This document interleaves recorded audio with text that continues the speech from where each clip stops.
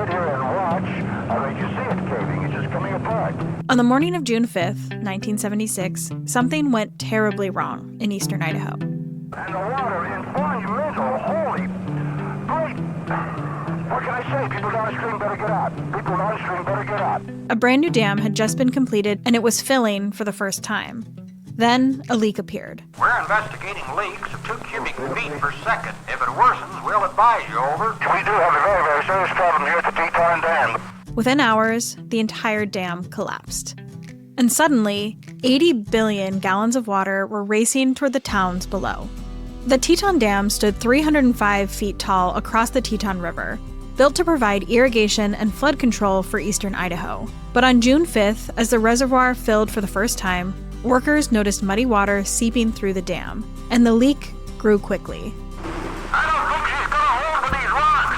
She appears to be widening. By late morning, the structure could no longer hold. At 11:57 a.m., the dam collapsed. A massive torrent exploded through the canyon, unleashing a flood that tore through farms, towns, and highways across the Snake River Plain. Communities like Wilford, Sugar City, and Rexburg were suddenly in the path of a wall of water.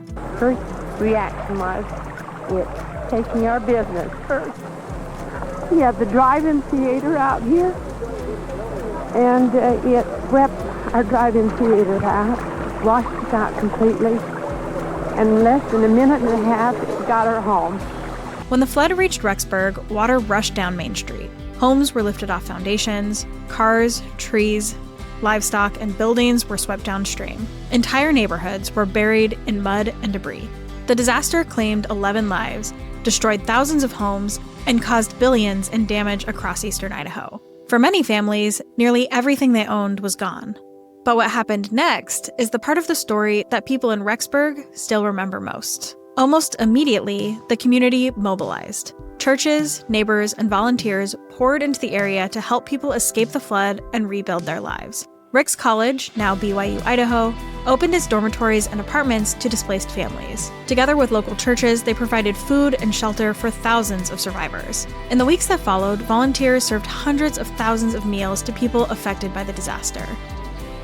The Teton Dam flood changed Eastern Idaho forever, but it also revealed something powerful about the people who live here. In the face of disaster, the community came together with resilience, service, and compassion. In 2026, Rexburg remembers that spirit through Flood 50, a commemorative event honoring the people, the memories, and the community that rose from the flood.